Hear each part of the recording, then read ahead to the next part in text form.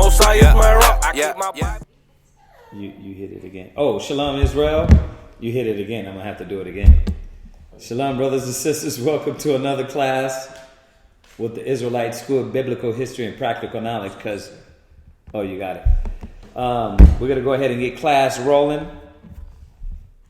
We're going to open up with questions. Let everybody log in and get this topic rolling. If nobody has any questions, give our little announcements that we do, mostly for the new people or people that log in or check us out. I know a lot of you brothers and sisters that already watch us, y'all know these things, but a lot of people click on, check out the videos afterwards. We have classes here local in Norfolk, Virginia. All right, so y'all can come check us out, get classes. We specifically moved out here to do our part and share the word. So if you want to come join us, get classes local in the area, we're at 2610 Granby. And the paint is still fresh on the walls. It's only been almost 6 months. So we're still fresh out here. It's still new out here. And trying to get in the middle of the city and let brothers and sisters know, or give brothers and sisters these bars. Get this knowledge. So we're out in Houston. We're out in San Antonio. We're out in Albuquerque. I think in Albuquerque they're doing, kind of trying to do what we're doing out here. Start a fresh thing out there. So y'all, if you're interested in classes in those areas, hit us up. Okay, my number is 281-707-2737. We have classes Mondays, Thursdays, and Fridays.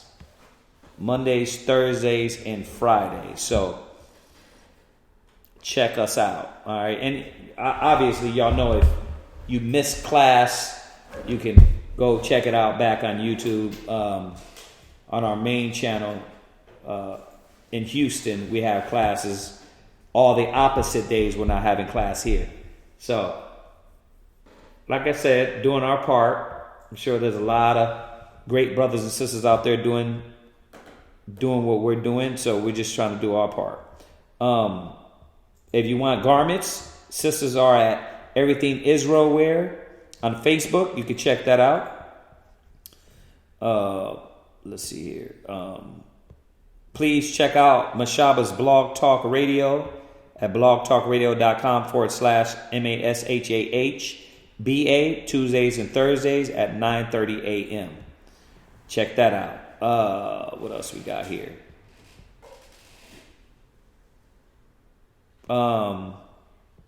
We also have the feast coming up. I know that's important to a lot of y'all that's coming back to the laws and commandments of the Most High, keeping the feast days. If you want to congregate, brothers and sisters, we're here. We got a few families that came out. We also got a new brother sister family that is coming to class. So, I mean, if you want to join us, you can. We're not going to have classes from the 19th to the 26th. So we're going to be feasting. Keep that in mind. What else we got on here? Like I said, my number is 281-707-2737. Priest Quatazop is 303-557-8979. And once again, we want to thank all the brothers and sisters for that. It's been giving alms, helping us out, helping us build this school. I don't say it enough, or maybe I do, but I know that without y'all, we wouldn't have this. So we appreciate y'all putting in y'all work, helping us do the work of the Most High. We appreciate it. All right, so we're going to open up with questions. And me and Shaquat was talking about he was talking about how to deal with brother. Say what you were saying though, so I won't put words in your mouth. You got to say it loud so they can hear though. Okay. I was just saying, basically just learn how to deal with a brother when he's like going through his phases of his growth. I guess growth for him trying to grow. Right. But he's still those things that kind of those negative attributes that's still in him that he's trying to work out is hindering him from I don't want to say hinder, but it's causing friction. Yeah, and not you the person not allowing it to where you kind of feed it. Now it's affecting you. Come. Right? Now it's pulling you out of the spirit. Come. Right? Which there should be no such thing. Come. Right? It's funny because me and I get Ma Waller on the way up here before we drop him off. I get him to do a chapter and one of the chapter he chose was Ecclesiastes 4, the 4th chapter. So we're gonna go there real quick because it's just right on what you're saying. And if y'all got any questions, y'all can, as y'all tune in or log in, y'all can ask. If not, after this, we're gonna go into the topic. But go into Ecclesiastes 4. Of course, that's the Apocrypha. Yeah, it says here.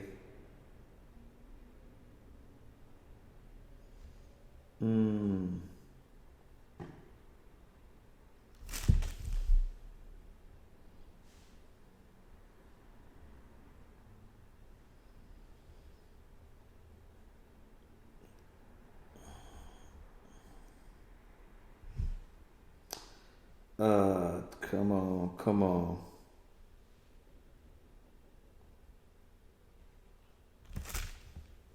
Oh, yeah. Ecclesiastes 4 and 22. Come. Yeah. Ecclesiastes chapter 4, verse 22. Mm-hmm. Accept no person against thy soul. Yeah. Read it again. Accept no person against thy soul. Technically, there is nobody that is supposed to pull. You hear it a lot as Israelites. Oh, they put me out of the spirit, or that put me out of the spirit. But really, you don't supposed to be pulled out of the spirit. You're supposed to understand what that brother is going through. You're supposed to understand his trial. You're supposed to watch. We'll go, but let's get this. Let's get this one out first. Read it again. Accept no person against thy soul, and let not the reverence of any man cause thee to fall. Right. Now, we know reverence is more so officer, soldier, bishop, young man, trooper, or whatever. But you're still reverencing your brother. Okay. Even though it might not be in this rank or authoritative way, you're still reverencing him. Okay. But you see what it's saying? Like, cause not that reverence. Now, you're trying to be a brother, but now it's turning into battle, arguing, fighting, because you're letting him pull you out of the spirit. And it's not necessarily what he's saying is not saying that, that the brothers, he's not necessarily doing nothing to you. He's just going through his battle, and he is like he is. And a lot of times brothers come in with still a lot of niggerism inside of them, right? A lot of anger, a lot of bitterness, a lot of mistrust. But you can't let that pull you out of the spirit. Sir. You have to understand. What you guys say? Oh, this is the definition for reverence. Oh yeah, go ahead. It says deep respect for someone or something. Regard or treat with deep respect. Right, and like I said, maybe in the context of the scripture, it's like, okay, this is somebody I'm maybe subordinate to, right? But at the same time, you should have deep respect for your nation, your brothers. You know what I mean? To see that, okay, yeah, you know what? This man is a man like me going through this battle, right? I know what he's going through. But it goes back to what I was saying 2 classes ago about you got to see yourself in that man. You got to see yourself, because if not, then it's going to, it goes into he that is without sin, cast the first stone.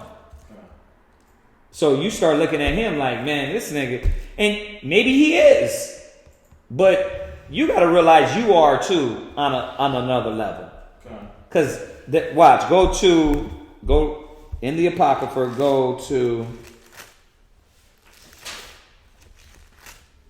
because yeah, you're gonna get that, and the reason why I said hold the question, because this is something common that brothers and sisters that are dealing with brothers and sisters that are dealing with somebody with a worldly mind still, right?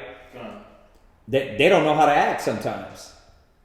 You know what I mean? They're like, they start being pulled out of the spirit and start acting like that individual.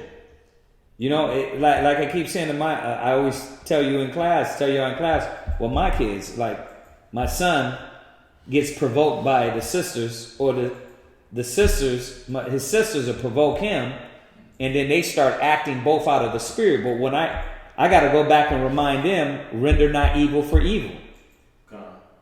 That's really what it comes down to. It sounds basic. It is basic as hell, and it's almost like, dang, is that simple? Yeah, it really is. That you can't render for evil. But go to 3:18. Ecclesiasticus 3:18. Ecclesiasticus chapter 3 verse 18. The greater thou art, the more humble thyself. Right. So you're saying you're greater. You're saying, because this is the logic behind this whole talk with Israel, right? And this is what I have to tell myself. You get that offensive, niggerish, right, out of order person. Now, this is not saying we don't correct them. All right, but we're talking about a little more in depth. Like, okay, how do we deal with that? Because this dude is frustrating, right? He says things out of the spirit, but then he wants to try to correct you on things that he has no idea about. It's like it's a spirit of at odds. Well, this is what's going to keep the whole spirit right. This is what's going to keep your spirit right. Read it again. The greater thou art, the more humble thyself, and thou shalt find favor before the Lord. Right. So that's what you have to do. You have to humble yourself. If you're saying you got more wisdom and knowledge and understanding, then you got to recognize, okay, where that individual is at. That's the only way, or else you're going to succumb to their madness. You're going to come down to their madness. And like I'm saying, for everybody online, for brothers and sisters that's going to watch this, it's not that you don't correct him. Yeah, we'll correct the brother, but you still, what he's understanding is, it ain't just I corrected the brother and he got it right. You get brothers with problems, man. You get sisters with problems. I talk with my ribs about that a lot. You know what I mean? They get the sister, they get in that mode. That's why I said you need to watch the other class, because kind of you didn't make it to that one. But that's kind of along what we're talking about right here, right now, is that you get sisters that they'll come and say, well, this sister's grown. She's supposed to know this. Right? You're like, and then they walk around. Yeah, I'm 30 years old. I'm a grown man. But you're not acting grown. You're not acting like that. So I'm telling you the same thing I tell them, which is they don't know. Like you're like, yeah, they supposed to get it. They're grown people. But if they knew, then why are we here teaching them? Through the foolishness of preaching. Right? That's what the scripture said, right? Through the foolishness of preaching. So why do we have to sit there and tell them Mary had a little lamb? Because they don't know. Because if they did, they would act right, they would be right, they would think right, they would deal correctly. So what is the Most High calling in? Sick. He's calling in the sick. So is it just going to be that one brother, that one time, that one situation? No, it's going to be. It's always going to be that. You see that? So if your mind's not set in that mode, then you're going to take everything offensive, right? That's why a lot of times, how do I deal with it? Listen. I just listen, right? But I'll laugh too. I'll be like, I'll get the smirk like, ha, right? This nigga's unruly, right? Because I understand we've all done it.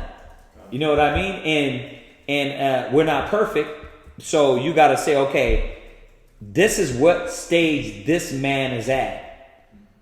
And we gotta correct him, right? Open rebuke is better than secret love. But this is what I always say, and what the scriptures say. Think about it. If you're saying you are this knowledgeable brother, if you're this ranking man, and you're letting that throw you out the spirit, really, are you all that knowledgeable? Your actions ain't showing it, because you got to remember all these scriptures we're pulling, right? So read that one more time. The greater thou art, the more humble thyself, and thou shalt find favor before the Lord. Right, and that's really it. You got to humble yourself. You're gonna have to humble yourself all the way till you come into the truth and you start practicing the knowledge and putting off the old man. When I was a young man, I came in. I had to do what? Humble myself to my elders. My elders told me things that I didn't understand, I didn't comprehend. I had to humble myself to that. They used methods or told me different methods to follow, right? In the wisdom, I had to follow that. I had to humble myself. As I got older, right, and I started teaching and learning how to teach better, I had to do what? Humble myself to the younger men that was under us. Was that door open? Yeah. Ooh. Yeah, please. Yeah, we got to get some cameras up there. We don't want nobody we just walk in on us like that. God. Yeah, you see that, dog? God. Yeah, you gotta. This is the mind state. Finish that and go to Hebrews. And thou shalt find favor before the Lord. Right. So go from there. Go to Hebrews 5. Hebrews 5 and 2. So this is what you have to keep in mind, man. That you can't let. First of all, you can't let nobody pull you out of the spirit. There ain't no. Oh, he pulled me out of the spirit. Nobody pulled you out of the spirit. You're drawn away by your own lusts. You're drawn away by your own anger, by your lack of patience, right? That's what it is. So it ain't that brother's pulling me out of the spirit. Is that this? I'm letting this person affect me when I shouldn't be. If I'm claiming that I have the wisdom, knowledge, and understanding that is so-called above these actions, right? There you go. Hebrews. Read that Hebrews 5, Verse 1 and 2. Hebrews chapter 5, verse 1. Yeah. For every high priest taken from among men is ordained for men in things pertaining to God. Right. So you're training to be that high priest. You're training to be this priest. We got a long way to go before the high priest, right? But you're training to be this priest. And this is what the example is giving, right? Is because it's going to bring us back to Yahweh Shai. Go ahead. That he may offer both gifts and sacrifices for sins. Right. So and it's funny, me and Ice was just talking about this one. That the priest had to go offer sin for himself, right? Sacrifices for himself. Because he was an ill nigga, right? But this is the whole point of you seeing yourself in your brother. Because when you go back there and you offer your sins for that brother, or excuse me, for yourself, you were supposed to know within yourself at that time what's in you. You see that? So this is what a lot of us Israelites have to wake up back on, because a lot of times it's not condescending. And that's where, as a leader, the Most High is working on you. He's working on those things for you to say, okay, yeah, you're good in a lot of areas. You'll sit, brother. You'll listen to your elders. You'll follow. You'll write the scriptures down. You study. You're not a drunkard. You're not a fornicator. You're not an idolater. But your problem is with patience. So the Most High is working on your patience, because you're gonna need that. What? Back when I was in school, somebody get on my nerves, I just go about my business. I deal with you in that little moment that you talk. Right. I just go about my business and never be around you ever again. Right. I shut down. Yeah, I mean, and that's typical Israel. A lot of Israel deal with problems like that. Like, I'm not going to conversate, not rap about it. I'm not going to go to you. I'm not going to Matthews 18 you. I'm going to just cut y'all niggas off and not have nothing to say ever again to you. And because the lack of maturity, they don't got the spirit guiding them. But that's your issue. When I mean your issue, meaning that yours is patience with now knowing that, okay, this brother's on this level. Let me learn how to be patient, condescend, and understand that. Because if not, when I get on the teaching level, right? What am I going to deal with? I mean, y'all seem to say, bruh, I don't think Johnny's seen them, but you got to watch certain classes. These cats like come to class, arguing with us in the middle of class, and what do? We're sitting there like, kinda, right? But, right? We have to deal with it patiently, right? They get out of order. They get disrespectful. They get disgruntled. In the back of my mind, I got to realize that, okay, the niglet is still in him. So why are you, no reason to get offended. You know where he stands. You see that? Sure. Been there. I've been there. Right? And that's why we are able to have compassion. Watch, read on. Verse 2. Right, so he gives his sins offering for himself. Then he gives gifts and sacrifices for sins, right? And he would also give sins for the people. So there you have it. Like, you got to always remember your sins. That's why I said look at that other class, because it goes into that. You got to remember your sins and what you've done. That way, when you look at the congregation, you understand what compassion, right? What they're dealing with.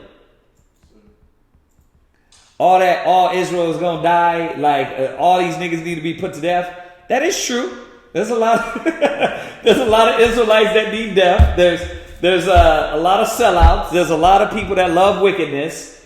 But that's not everybody, because we have 1/3 that is still trying to change.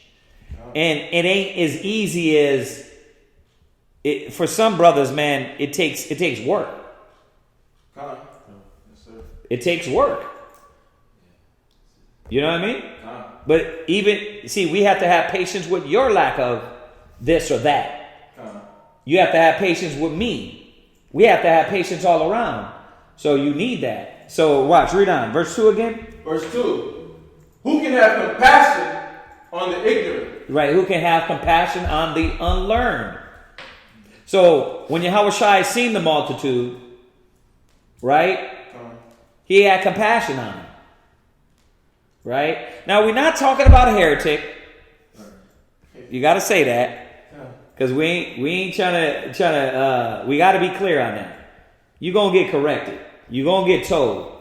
We're talking about a brother or a sister that's fighting, and that falls. So this is how you deal with it. You got to be more patient. You got to be more understanding. Go ahead, finish that. And on them that are out of the way. Right. Read that part again. Come. Who can have compassion on the ignorant? Uh-huh. And on them that are out of the way. Right. You see that? And isn't that what you're asking? Come. Like, how do I have compassion on niggas that keep poking at me? Keep doing stupid stuff. You got to understand where that brother sits. He's right there writing next to you. He's saying, okay, we're going to the house of the Lord together, right? We're doing the work of the Lord together. Well then, yeah, but he's still got a lot of worldly stuff in him. You got to be able to say, okay, how do I help him through that? If I'm a higher ranking man, right? Because we think that what the problem is when brothers get ranked, they think, oh yeah, I just dog on niggas. I'm just like, yeah, no, it's more work. Every time we get ranked, we tell brothers, it's more work. It's not relax time. It's not, okay, everybody just get blazed. You got to have that much more patience, long suffering, kindness, gentleness, patience, right? Because that's what Israelites, man, with Israel, bruh. Come on, y'all. Y'all know. Israel is stubborn, stiff-necked, and rebellious. And it ain't just one. It's like one after the other. It's like, God, Yahweh, when you go send someone like this brother, we be facing the east at home. Yahweh, send more of these brothers. Please be patient. Less of these niggas that's disgruntled, right? But he's like, okay, yeah, but you're not gonna know how to deal with a nation like Moses, David, Solomon, right? You're not gonna know how to deal with it. You crumble under pressure. So you finished that, right? No, sir. Go ahead. And who can have compassion on the ignorant and on them that are out of the way? For that he himself also is compassed with infirmity. Then there you go. It solidified the point, which was you yourself have infirmities, right? So you look at your brother, right, and you judge him how you want to be judged. If the roles were turned. And they were turned at some point, and they will be turned at some point, and you want a brother to be patient with you, right? So that's what you got to do. You got to be patient with this cat. Go to one more, and we'll go into whatever, if anybody got anything to see here. Romans 12, verse 16. Yeah, Romans 12 and verse 16. Do we got anything online? Okay. Romans 12, verse 16. Go ahead. Romans chapter 12, verse 16. Be of the same mind one toward another. Hold on a second. Hold on. Go to... Oh, man. Let's do 12. Let's do verse 12 and 12, because this is gonna really dig into this point. Go ahead. Romans chapter 12, verse 12. Rejoicing in hope. Patient in tribulation. Right. Rejoicing in hope, patient in tribulation. Go ahead. Continuing instant in prayer. Oh man. Oh, I'm sorry. You got to start at verse 9. Okay. Start at verse 9. And we talked about this verse a little bit, but it hits your point. Go ahead. Romans chapter 12, verse 9. Yeah. Let love be without dissimulation. Yeah, let love be without dissimulation. So, is your love without dissimulation? Do you love your nation? I'll read it to you. The act of, it says, a hiding under a false appearance.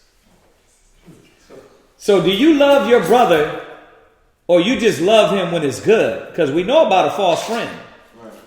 Right? A false friend, he's only there when things are good. But a faithful friend A brother is born through adversity. Right? So, and really, what solidifies our brotherhood? Both those experiences. Both of those experiences. Like, we ride or die together, because you could say, oh, bruh, when I was going through this cat was there for me. This brother was there for me. Right? It wasn't a brother that was just a brother in word. He was a brother in action, right? So you're seeing that this is necessary for you to go through these things, for your love to be seen of that brother and all men. For them to say, okay, damn, that's real brotherhood. Oh, they can sit down, talk together, and work it out. They ain't just shooting each other over Facebook, shooting shots, hatred, negative, right? So love is supposed to be without being fake. That's the word. That's the definition of the word. I'll read the rest of it, but it says, a hiding under a false appearance, a feigning, which is false, pretentious, hypocrisy. Counterfeit. Right? So it can't be fake love. It got to be real love. Go ahead. Abhor that which is evil. And this is what the Spirit is constantly teaching us, putting us in these predicaments, because it's going to prove what type of individual you are. It's going to prove you. Like everybody honors with their mouth. Oh, I'm a good brother. I'm a good man. I don't bother nobody. Right? I give, I do this, I do that. But there's certain things that the Most High is going to show you none is good. He's going to show you, like, stop gassing yourself up, nigga. You're dirt. And us as Hebrews, we realize, dang, it keeps us humble to keep trying to strive for perfection. Go ahead. Cleave to that which is good. Go ahead. Be kindly affectionate one to another with brotherly love. Right, but that's not... See, people think that only means when the brother's in the right mind. When the brother's in the right mode. Listen, when your rib is on her menstrual cycle and she got a damn attitude problem and she's talking sideways, what happens? What you do? Johnny. He don't got a rib, so I got to go with you on that. What do you do? What I do is, I just give that space. You have to apply patience. Yes, I give that space. You have to apply patience. You see what I'm saying? And all the time, you can't give her space all the time. Because some of that time, man, like my ribs know I don't play that period spirit. A spirit is a spirit. Bro, the scriptures don't say, when you're on your period, you're a demon. No, you let those spirits get on you. Right? So, you give her the space, talk to her. Hey, you all right?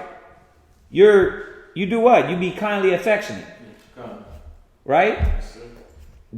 You don't, she got an attitude now. We're divorcing. Pack your bags. You gotta go. You won't never have a woman. Same thing with the brotherhood. Same thing with the brotherhood, with the sisterhood. If you love your brother without being phony, without dissimulation, and you're abhorring that which is evil, then you're going to learn how to be kindly affectionate and be able to deal with your brothers and sisters among you they kind of act like that. You know what I mean? They act with that spirit. And that's what your question goes into. Like, how do you deal with a brother that one minute he's in there, he's hallelujah, and then the next minute he's like spazzing and he's like saying all stuff, and it's like, bro, what's up with you? It's weird, right? I'm going to say it again. You got to check him. He's going to be told, but you still got to condescend. Or you got to render evil for evil or railing for railing. You get loud with him. He get loud with you. Y'all both get loud with each other. It's both disrespect. Then from there is what? No, it's like, I'm not dealing with this brother. I'm cutting him off. Right? That's where it goes. So these are the things that we got to constantly nourish. Be kindly affectionate one to another. Go ahead. With brotherly love, in honor, preferring one another. look, bro, I'm not even saying I got I'm hoping y'all understand. I don't got this totally down. It's work. It's constant, consistent work to prefer that brother or sister over yourself. You see how deep it is? It's deep. It's deep. It's deeper than just saying it. It's work to do it. You see that? And that's why, and we always shoot a shot at brothers and sisters online.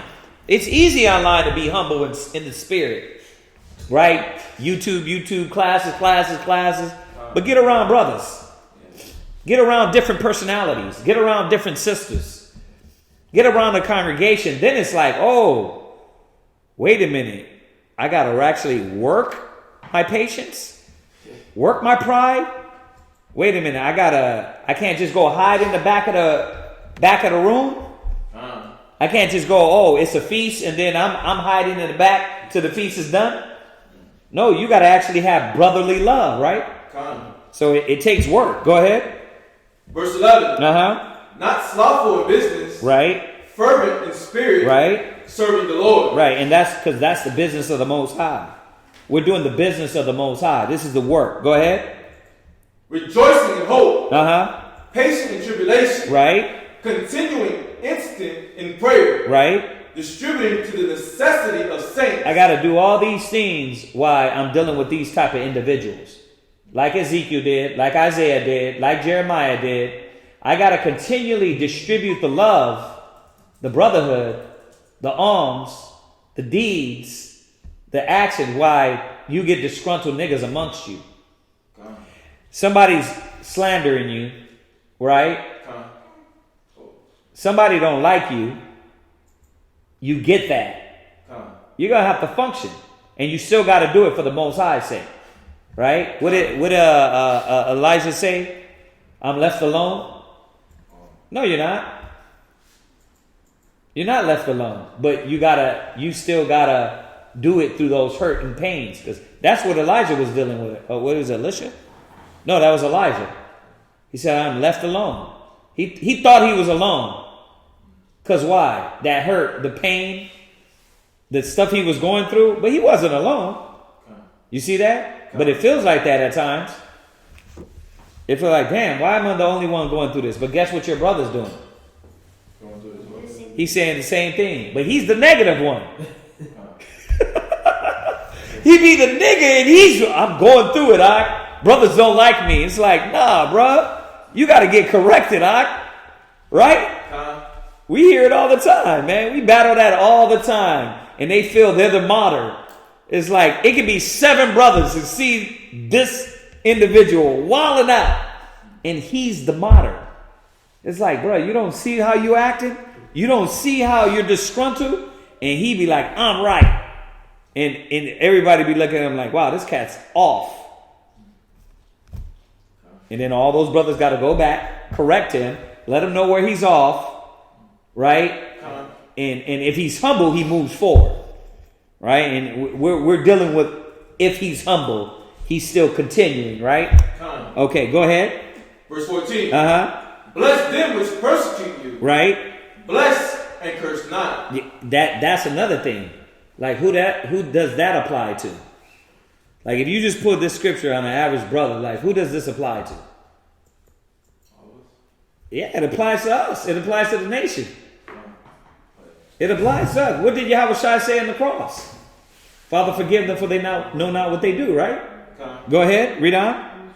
Rejoice with them that do rejoice. Right. And weep with them that weep. Right. Now, you rejoice with that brother, and this is what we were talking about on other councils. It's like, you got to rejoice with that brother. You got to ride with that brother. You got to go to the gym with that brother. You got to be able to talk with that brother. It can't just be like, I'm over here, you over there. That's not going to build brotherhood. That's not endeavoring to keep the unity and the bond of peace. Working to establish brotherhood is the same way you work with your rib. And for y'all that don't talk with your rib, you ain't got a communication. You ain't got good communication with your ribs. It's not a friendship there. It's just what? It's a business. So you got to have that communication better with your ribs, right? And that takes work, but it takes endeavoring, right? Because a lot of times the immature one, like me, I'll say, you're the woman. You're supposed to know how to serve your husband. So I need you to pay more attention to me. I'm busy doing the work of the Most High. But they're the woman saying, oh, well, I'm the woman, I'm the weaker vessel.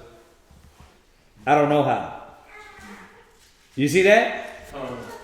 So it's a condescending. It has to be a condescending on both parts. See, we're doing this all across the board, man. It's work all across the board. Go ahead.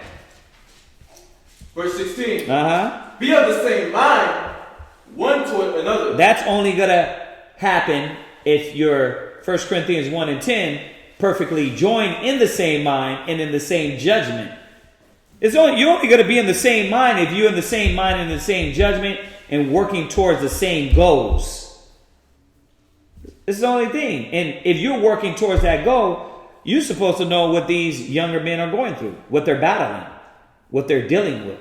And how you solve the problem is sitting down, doing classes, getting the solution through the scriptures. But you got to be far from, oh, when he get an attitude, I'm going to get an attitude. You know what I mean? Because I'm not looking at brothers like that. Like, oh yeah, he get an attitude, I'm going to be just like him. You know what I mean? You got to know where these brothers stand. So it takes you, if you're saying you're on this high level, well then be on that high level. Be on that high level of example, right? Go ahead. What? Oh, go ahead. Be of the same mind one toward another, mind not high things. Right. But condescend to men of low estate. There you go.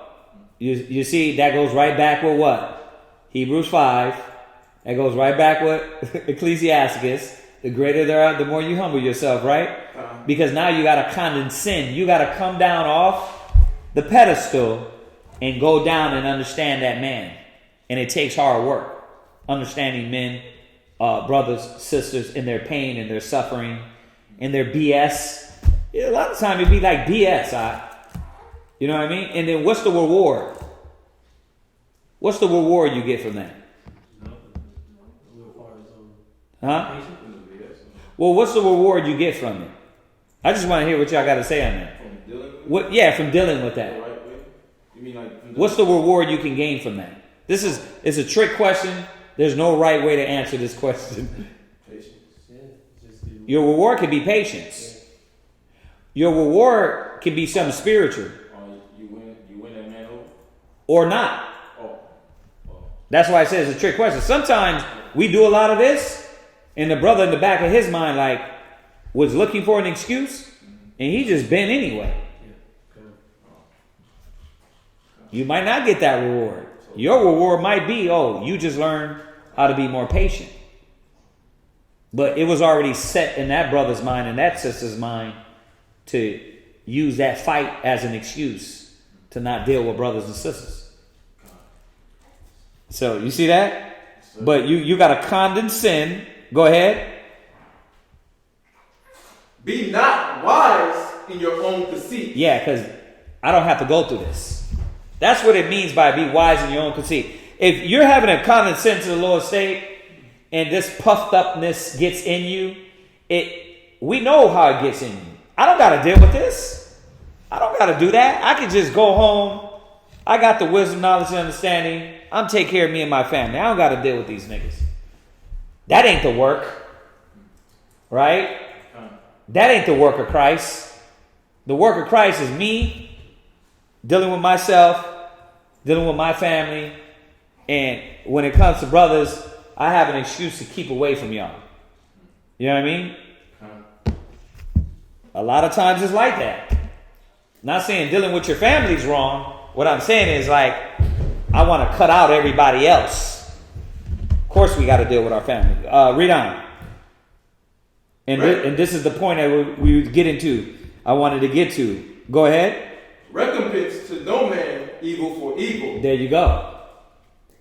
That's the problem. A lot of times when you say, oh, he's pulling me out of the spirit, you're not pulling you out of the spirit. You let those spirits jump on you And there's certain things in you that is being revealed now. That you lack patience. You got a lot of anger in you. You don't, you know what I mean? And you start rendering evil for evil. Recompense no man evil. Go ahead.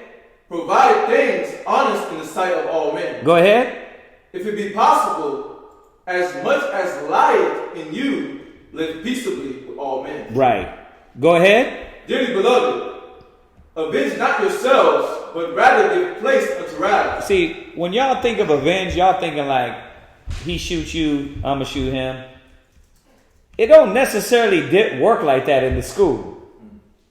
It don't work like that with your brothers and sisters. It just be, oh, you want to have this disgruntled attitude, cold shoulder. I'm going to have a cold shoulder with you then. See how you make it plain? Israel try to complicate it too much so they could be unreachable. Oh, I'm not avenging. Bro, if you get, it says, what did it say? Recompense to no man evil for evil. It ain't necessarily, he drew a sword, he slapped me, I slapped him. It's, she looked at me a certain way, I guess she don't like me. Well, I don't like you either. You're being evil. That's why when we tell sisters that go to work, that got jobs with Esau, they go to work and start being like the women at work. Gossipers, talking about people at the job, right? They ain't showing the sisters at work like, hey, I'm different. They're just like, they blend right in with them. That's wrong. You're supposed to be showing the difference. Go ahead. Dearly beloved, avenge not yourselves, but rather give place unto wrath. Right. For it is written, vengeance is mine. I will repay, saith the Lord. Right. So you got to let the Most High take things in his hand. Read. Therefore, if thine enemy hunger. But your job is to do what? If thine enemy hunger, feed him. Do what? Feed him. Bro, that's the worst pain you can give. Bro, when a brother or sister cold shoulders you, when a brother or sister got spirit, you know what you do? Show them you like them more. They don't know how to act. Those demons jump off of them, a lot of them too. They're like, whoa, you're making me uncomfortable. Like when you start giving them the dap and the hug, hey, shalom. You know what I mean? Hey, what you doing, Hey, I was headed over here. You want to get something to eat with me, bro? Hey, I got you some food. It's like, okay, why does this cat keep doing stuff when he knows I don't like him? I'm not going to feed into that. I'm not you. You might not like me, but I don't got no reason to not like you. You see that? I understand you. I understand what you're going through. Go ahead.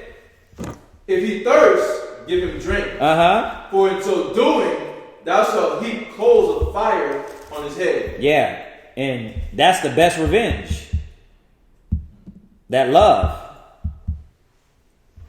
Right? So, you see that, right? Finish it up. Be not overcome of evil, but overcome evil with good. That's it. Be not overcome with evil, but overcome evil with good. So, I mean, like I said, look at that other class that I did on why can't I let go of, what was it? Yeah, why can't I forgive? It goes into all those scriptures too. You know what I mean? But you got that, right? Okay. All right. Any other? Yes, there is one here. Someone that came one days, the 5 days for Albuquerque. Wait, say it again? The class days for Albuquerque? No, I don't have the class days for Albuquerque. I have to hit up Mashaba. I think Mashaba is doing the Blog Talk Radio, which is Tuesdays and Thursdays at 9:30. All right. Like I said, they're trying to do what we're doing out here. Get a school, maintain that school, and it's all about fishing. You know what I mean? Like I said, we were gracious to have. We've had a few brothers in the last 5 months come through here, but we're fishing. Johnny's one of the diligent ones that stuck in. So they're working. I mean, y'all should know how that is. I mean, if you don't, get dug in, and then you will know what that fishing's about. It's work. So that's what's going on in Albuquerque. All right. So I think they're doing it through. The Blog Talk Radio, but I'll double check with that. All right. What else? Ezekiel 16:14, talking about the law. If so, is Ezekiel 16:14 talking about the law? And if so, does it go with Deuteronomy 4 and 6? Ezekiel what? 16:14. Let's go get it. 16:14. 16:14.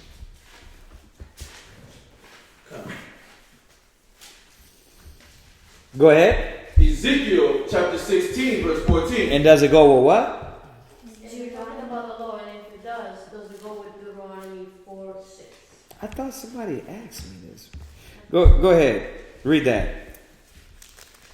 And thy renown went forth among the heathen for thy beauty. Mm-hmm. For it was perfect through my comeliness, which I had put upon thee, saith the Lord God. Mm-hmm.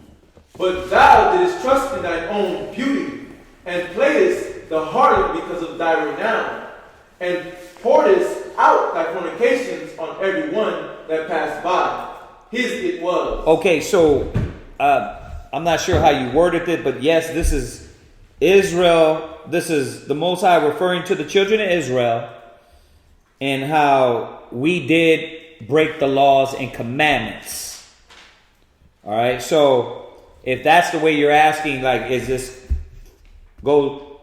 has to do with the law, it's us breaking the law. Yes, you are correct in that.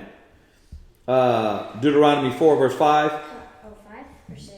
4 verse 6. Go ahead. Keep thereof and do them, for this is your wisdom and your understanding in the sight of the nations. Right. So Deuteronomy 4 and 6. So does it go with it? I mean, yeah, it goes with it. It shows. I mean, depends on what you're going over, but yeah, it shows that Israel disobeyed their laws, statutes, and commandments, and all the things that beautified us, and we played the whore with the nations. So yes, I mean they go together. If that's what you're asking, that's what they're asking. Yeah, it goes together. All right. What else? What's the gestation? The what? Gestation. Gestation? Gestation. I never heard of that. Is that another Christian thing? Sounds like it's like a radio station. Just No. Gestation. I never heard of that. Justin. We're going to have to look that one up, man.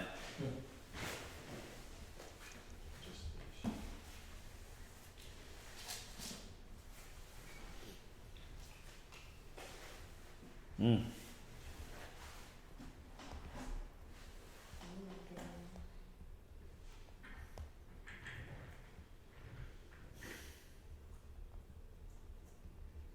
The process of carrying or being carried in the womb between conception and birth. The what? It's a The word. process of carrying or being carried in the womb between conception and birth. I don't know if that's the definition. The question is just says plain, what's the gestation? Okay, you got to get a little more specific with your question. Is that a brother or sister? Brother. Tawaya. Bible gestation. Imagine something we're talking about. Tawaya.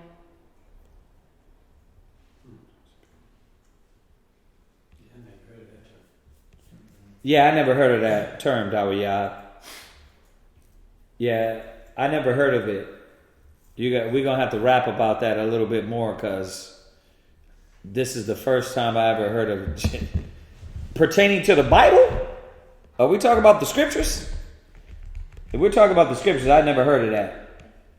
I mean, scripturally, it says what's the definition again? I couldn't even find it. There's two definitions. The other one was he said one word. Oh, he put the wrong word in. Oh, okay. Typo. You get that. All right.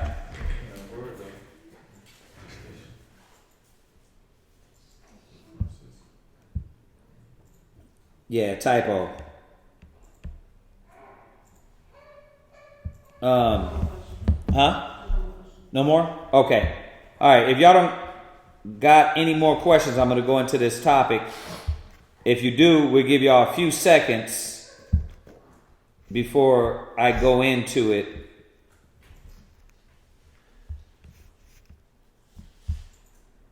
See if anybody has anything else.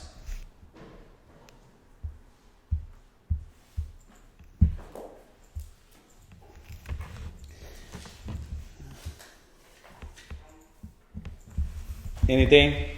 No. Okay. Well, Dawiyad, is he going to correct that or what? No, I don't think he just said wrong. Oh, okay. All right. All right. So let's talk about excuses. Go to Romans 13:14.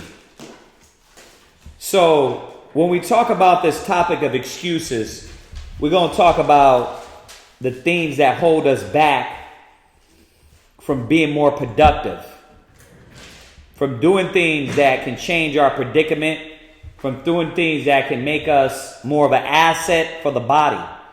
So, if nobody got any questions on there, let's get in this. Go to Romans 13, verse 14. Romans Good. chapter 13, verse 14. That was a good question, though.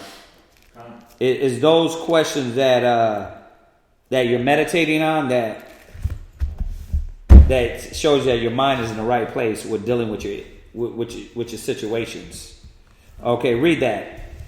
But put ye on the Lord Jesus Christ. Go ahead. And make not provision for the flesh.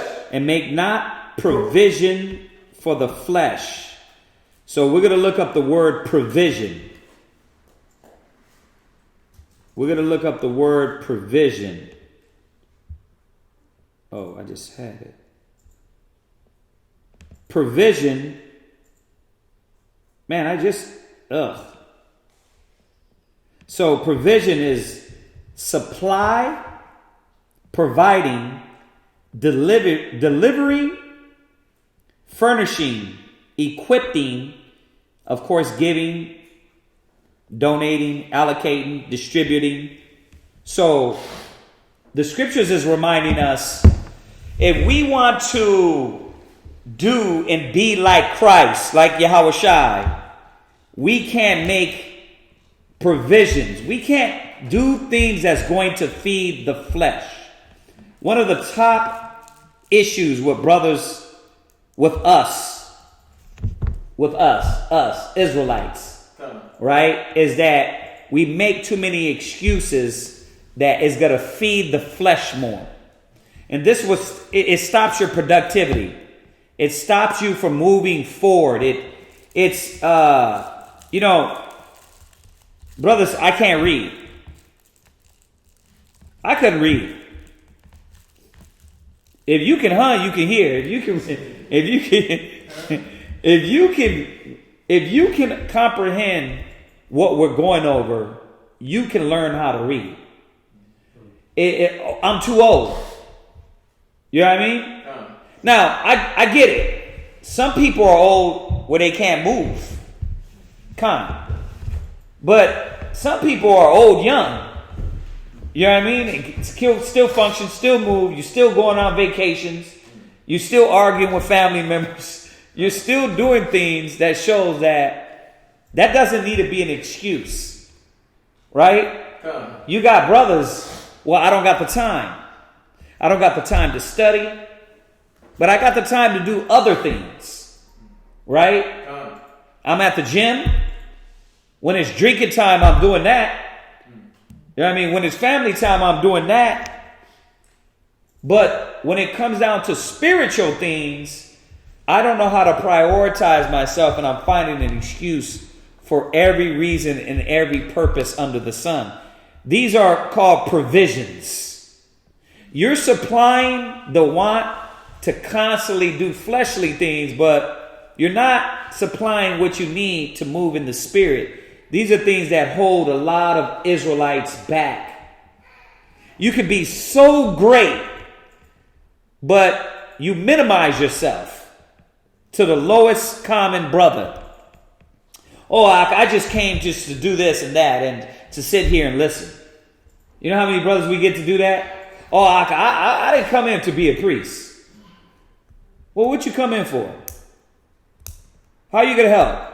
How are you going to be an asset? What gift are you going to build? And you got to say that, because a lot of times that mind of I'm not going to be a priest means I'm going to come in and just sit down, take up space.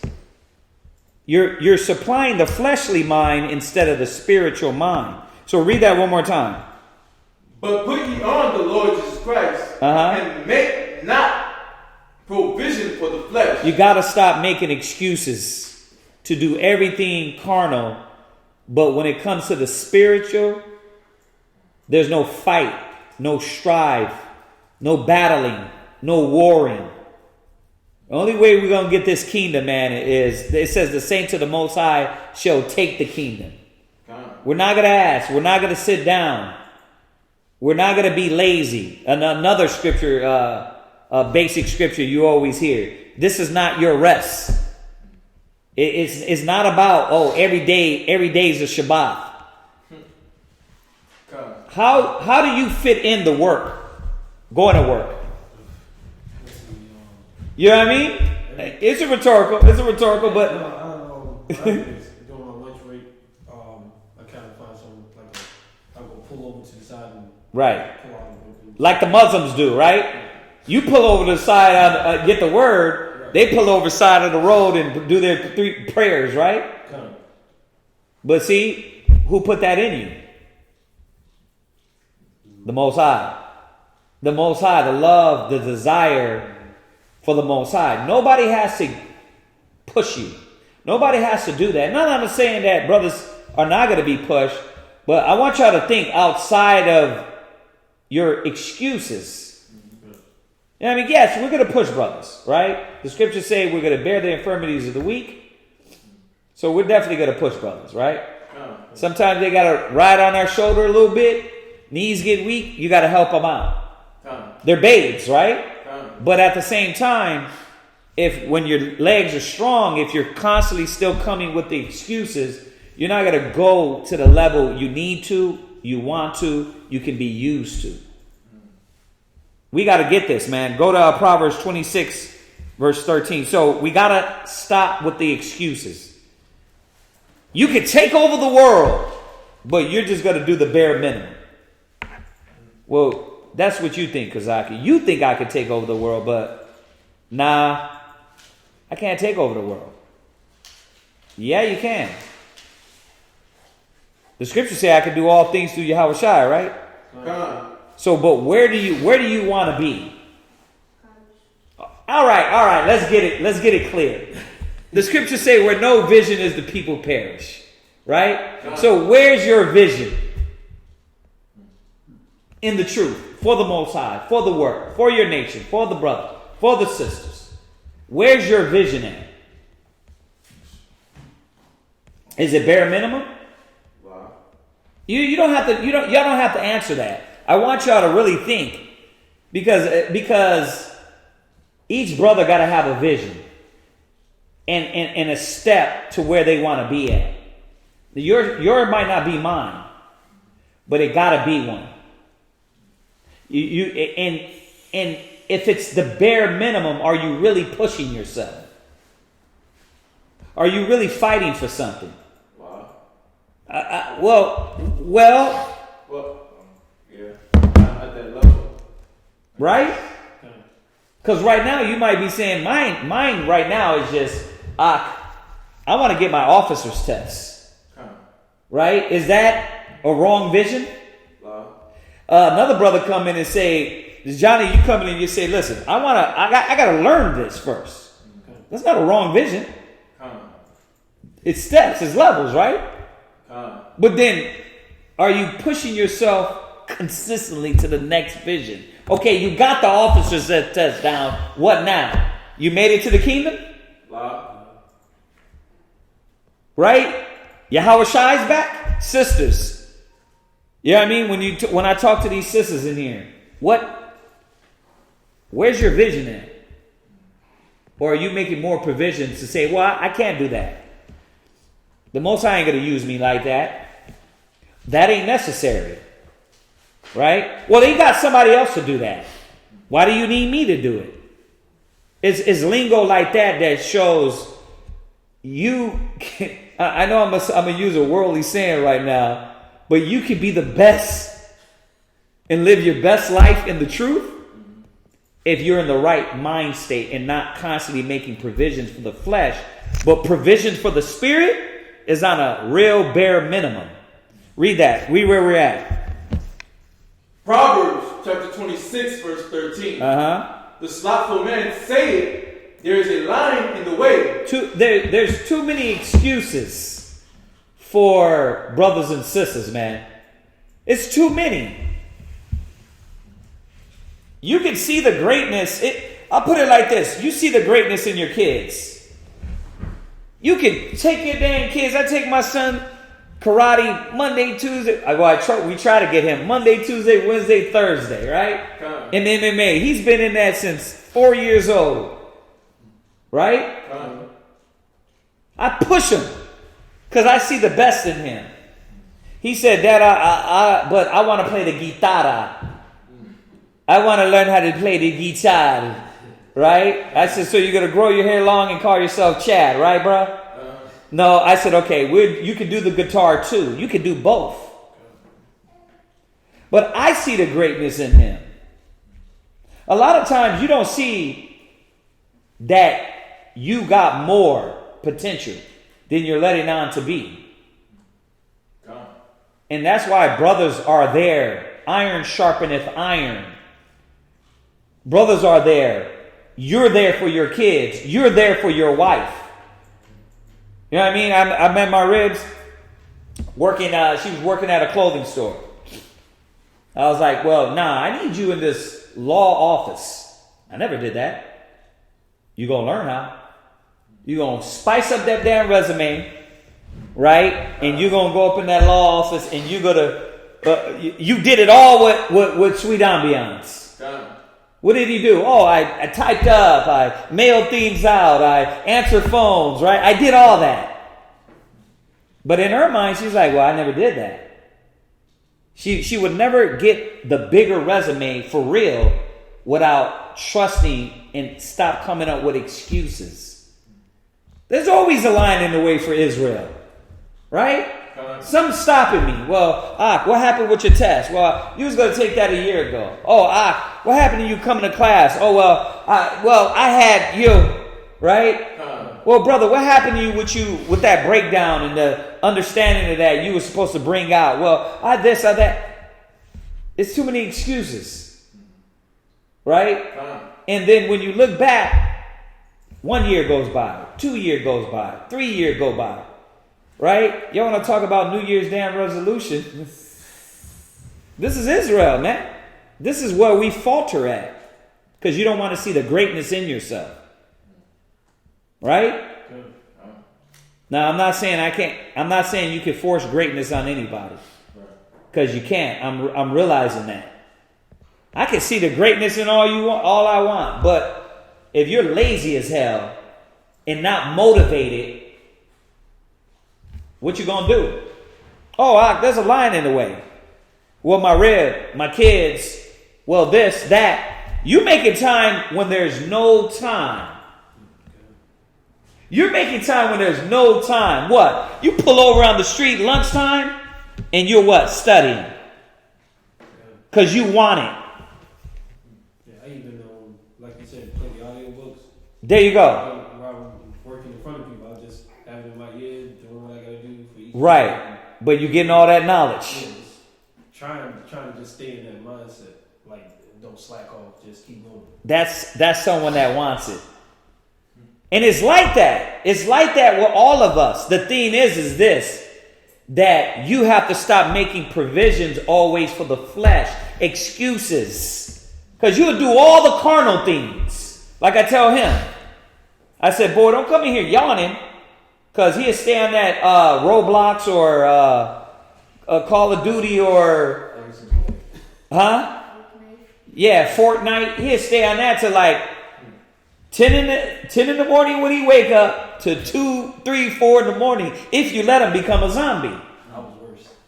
Right. I did 24 hours and 48-hour binges. So On games? Okay. Yeah. When I was younger, I used to go hard. Yeah. I definitely slacked off some time on some video games in my years. But the point is this, that if you do that, where is it in your power going 10 times more? Give me that one real quick. And really, this is a motivation class, man. Because do not settle for the bare minimum. Do not settle for the excuses on excuses on excuses. And then you look back and you've been in the truth. You've been doing the work 5 years, 10 years, and guess what you're still doing? Just showing up late to class. Baruch 4:28. You're showing up late to class. You're the bare minimum Israelite. Y'all gotta want more. So yeah, this would be a push for the ones that want more. For the ones that don't want more, you're gonna come up with the excuses why. For the ones that always want to do what they want to do, and this is just supposed to be like church for them, you're going to do that, and that's fine. You do you, boo-boo. But this is for the ones that want to push themselves to the next level and start making more provisions for the Spirit and how to be greater. Go ahead. Baruch chapter 4 verse 28. For as it was your mind to go astray from God, so be returned, seek Him 10 times more. Are you doing that? Are we studying like Yahweh Shai is going to be here tomorrow? Right? Are we working on ourselves like Yahweh Shai is going to be here tomorrow? Or is it like, nah, you know what? I got time. I'll show up when I show up. I'll do that when I do that. You ain't the truth, Fox. Like nobody said I'm the truth. We're all doing the truth together. And doing the truth together, the Spirit teaches us not to constantly come up with 1,000 excuses when it comes to the Spirit. But when it comes to the flesh, you gun-ho. 10 times more. Is your day about that? You're bad at praying. Has it got better? You're bad at studying. Has it got better? Right? Your pride. You're bad at that. Has it got better? Are you working on yourself 10 times more? Or is it more excuses? Because this is what was supposed to be happening to all of us, correct? Is it just Kazaki? Is it just you? Is it you? Is this brothers and sisters online? This is supposed to be happening with the nation. When we got the knowledge and the truth, we were supposed to fight 10 times more for the Most High and for Yahweh Shai. Read it one more time. Then we'll jump back. For as it was your mind to go astray from God, so being returned, seek Him 10 times more. Don't get complacent. This work is not about getting complacent in the bare minimum. It's about how much more could I do great.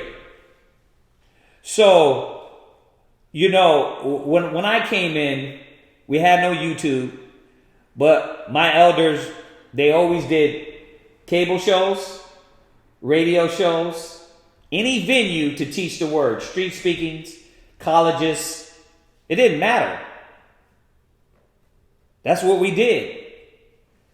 Are we trying to do that? Is there a venue, an avenue to preach the word? How could I get the word out? Or am I just sitting in every class?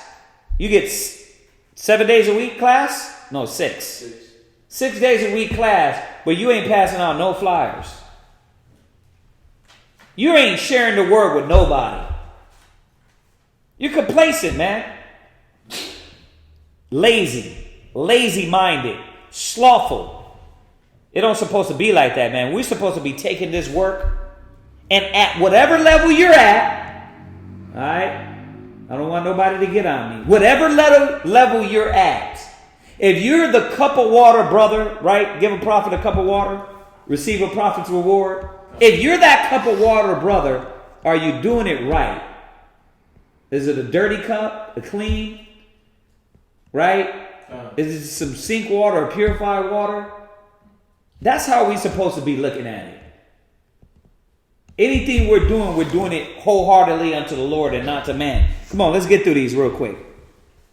Proverbs 26:13.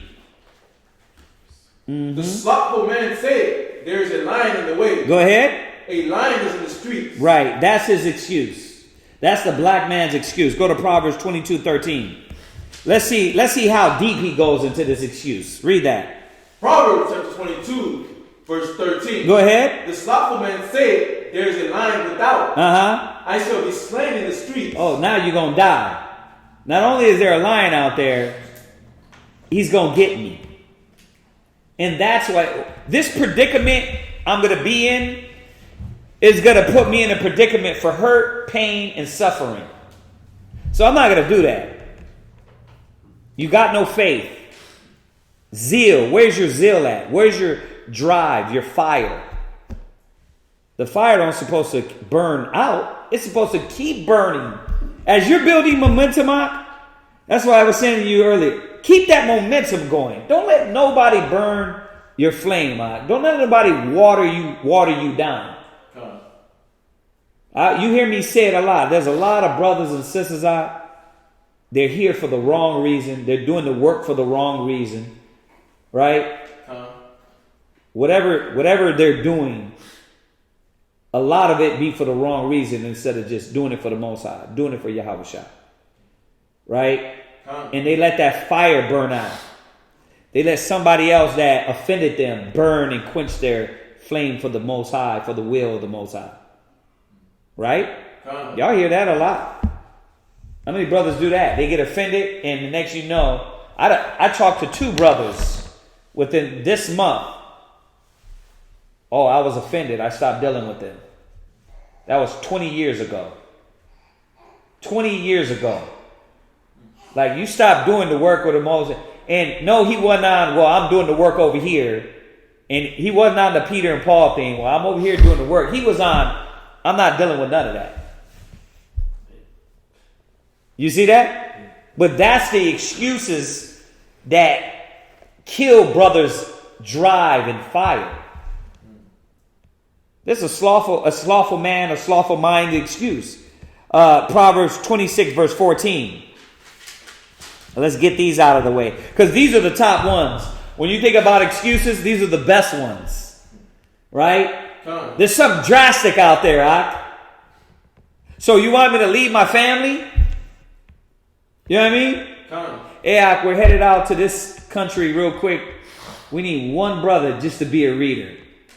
So you want me to leave my family? You want me to leave this? You want me to leave that? I don't want you to leave anything.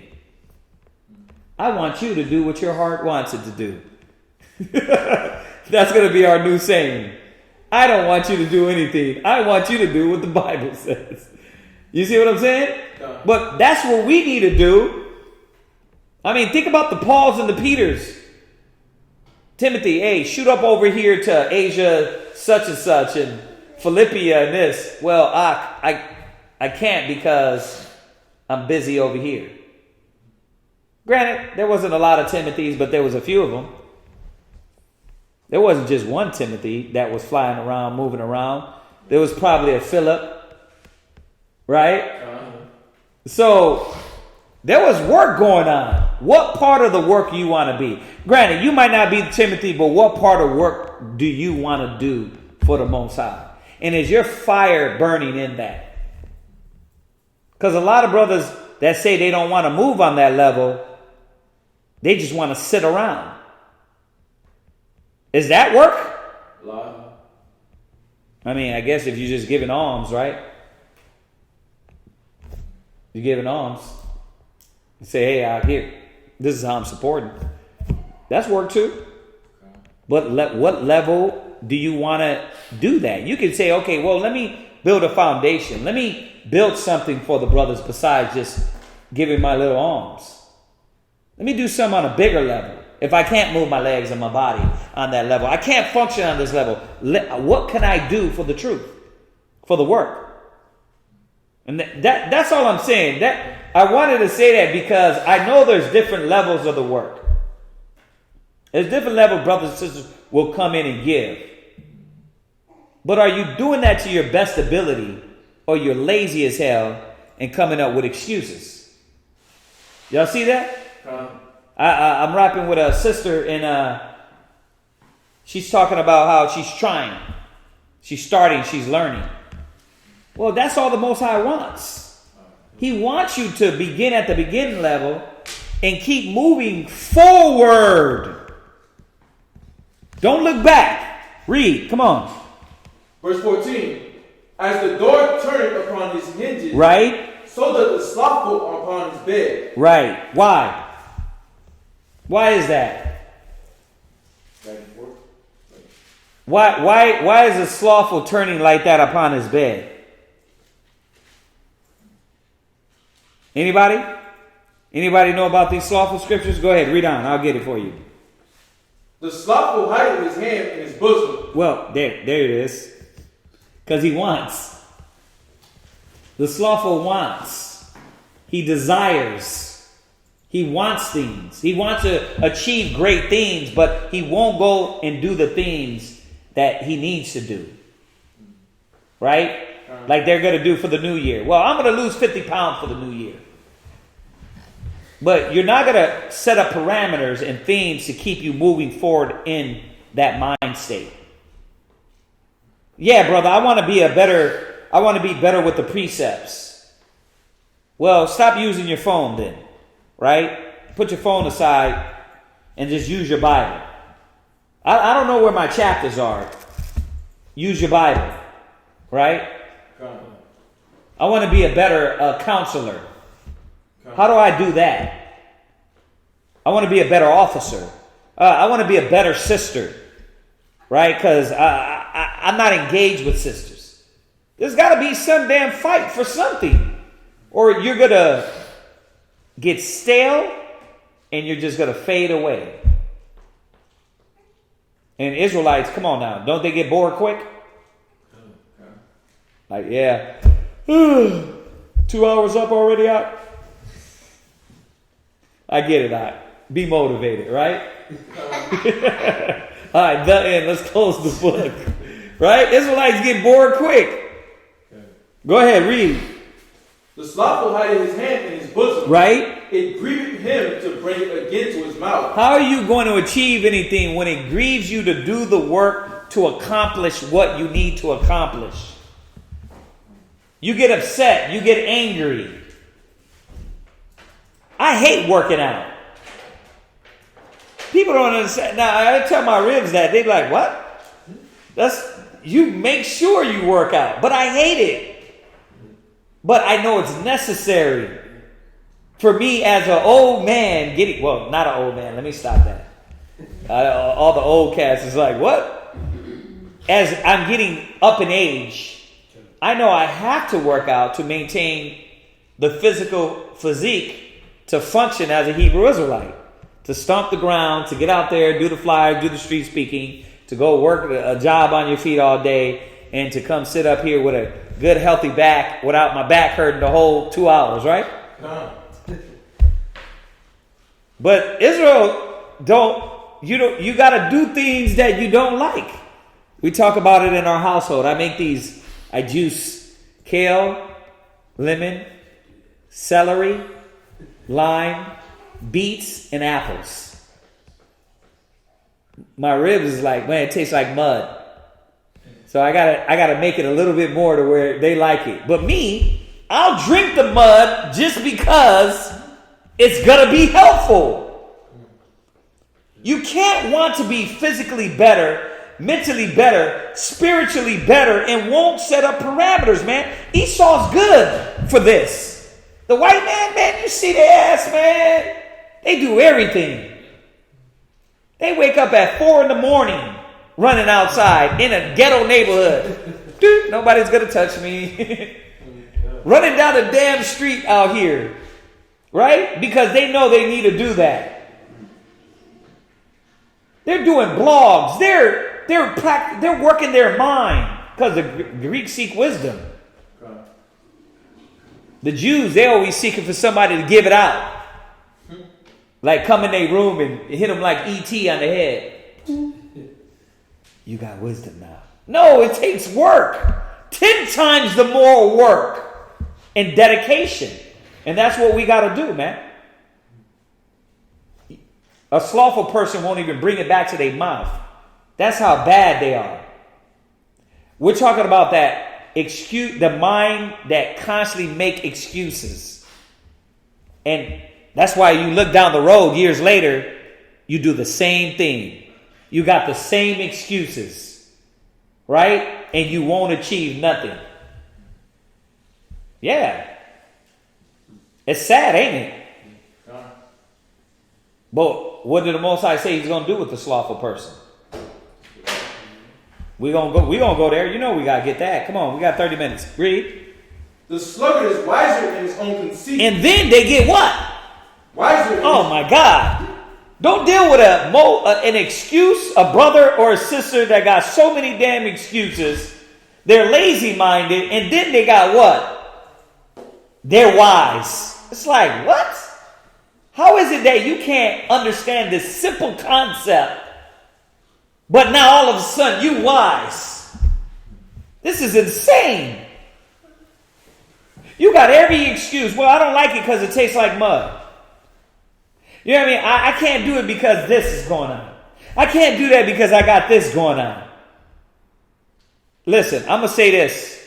The white man ain't all got maids.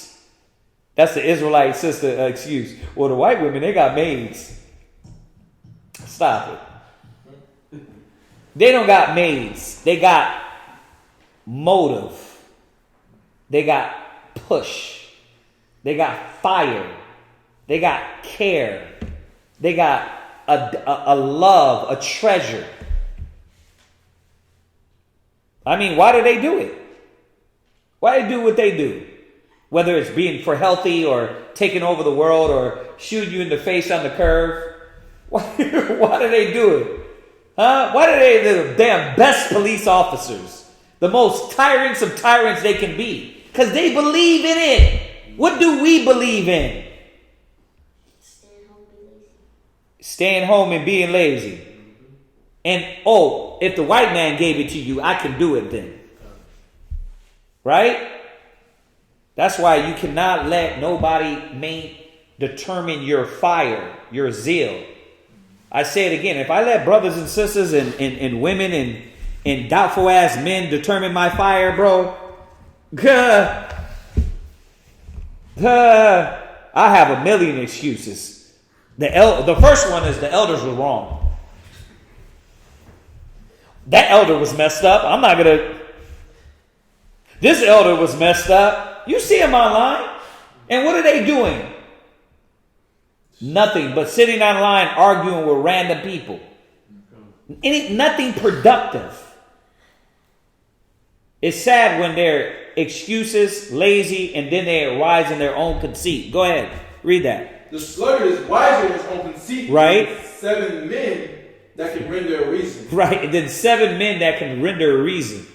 So this is not a productive mind, man. This is not a mind that's going to help you do the will of the Most High.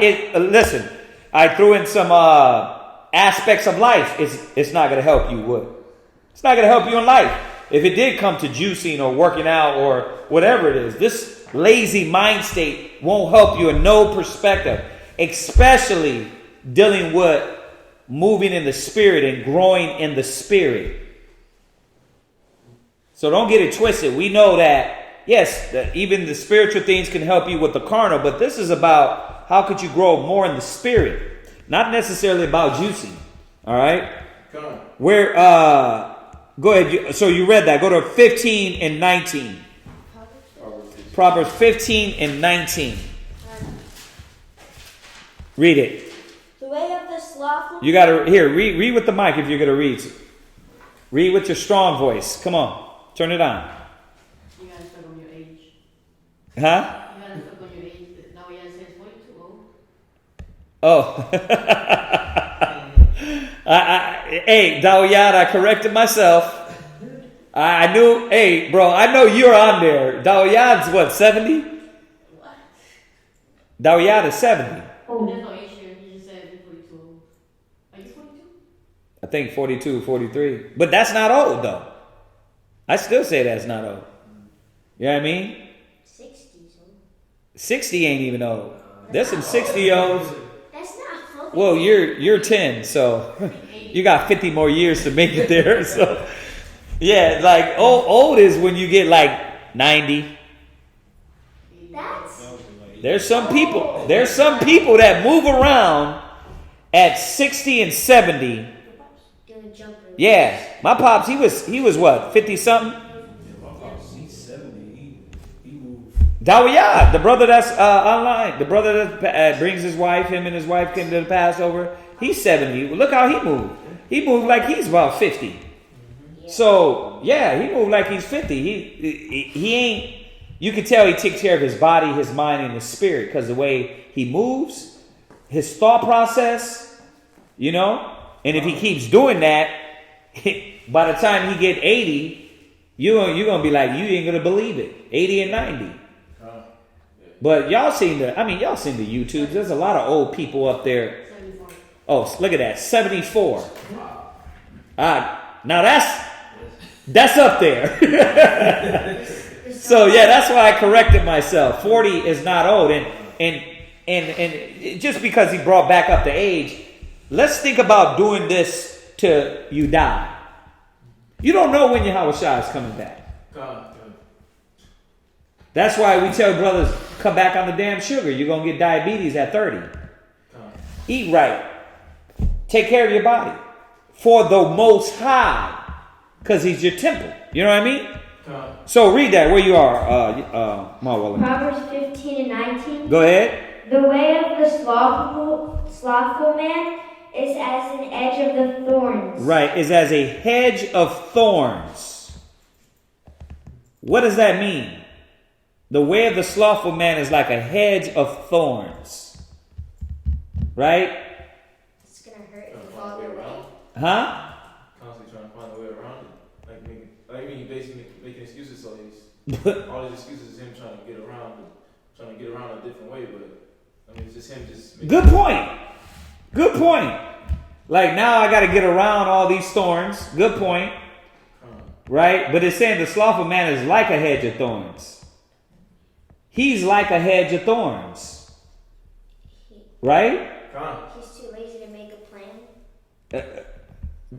The things that the way the mind of a slothful person is it hurts you and it hurts his own self. That's the theme when you go over these scriptures. His mind state is not productive. You understand?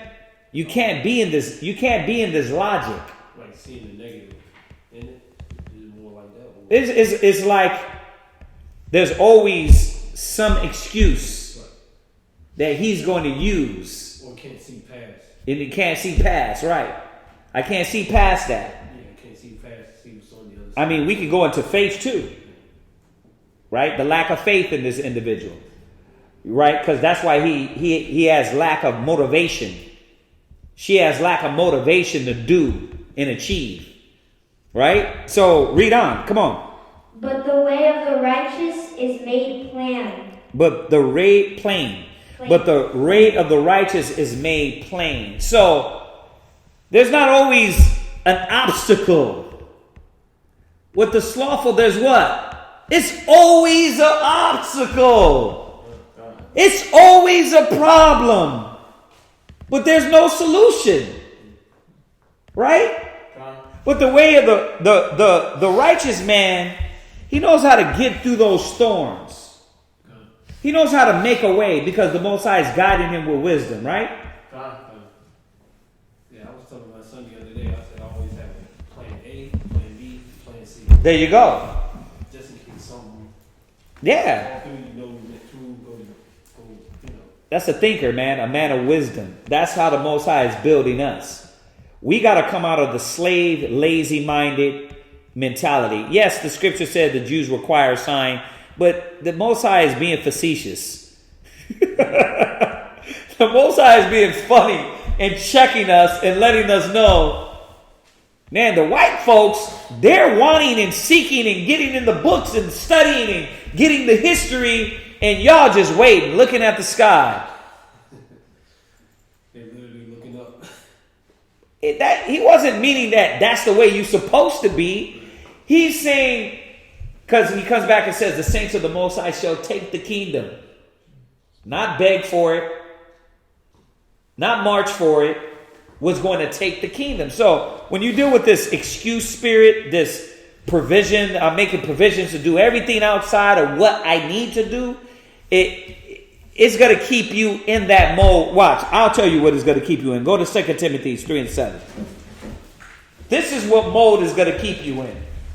And this is why it's a hurt to you. It's a hurt to the nation. It's a hurt to your household and your family. Watch, read that. 2 Timothy chapter 3, verse 7. Go ahead. Ever learning and never able to come to the knowledge. Those type of men and women that constantly got excuse are what?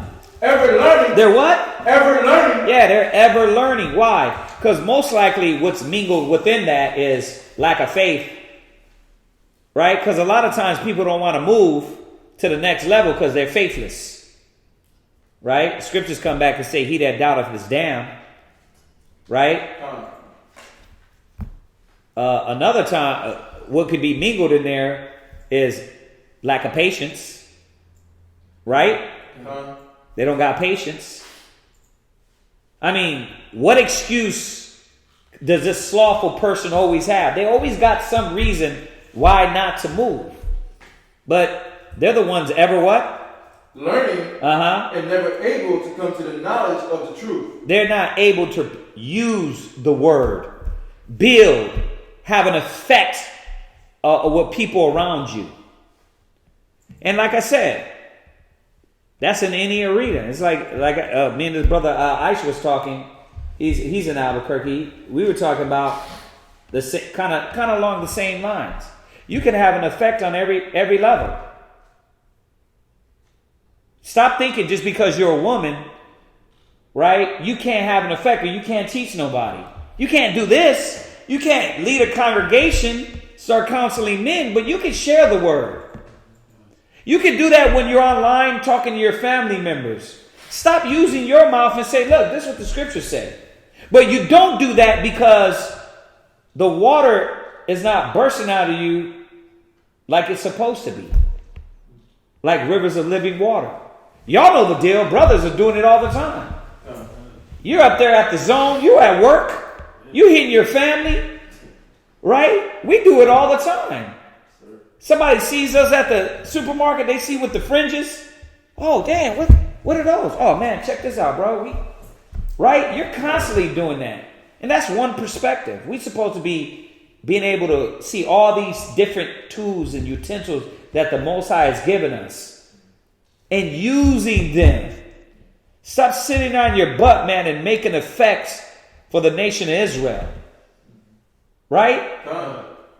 That's what we're doing. We're supposed to be affecting our people, our nation, to build, to grow, and constantly move forward. Not ever learning. What you doing? Oh, I got all my books ready for Shabbat class. Again, come in Shabbat class. Now, tell me if I'm wrong. Tell me if I'm wrong. If I'm wrong, correct me if I'm wrong. Is it supposed to be about class? Or did Yahweh Shai say you had to bring forth fruit? So you got to bring forth fruit. It can't just be, I got all the notes, I got all the 50,000 million breakdowns, but can't apply none. It ain't doing nothing for me.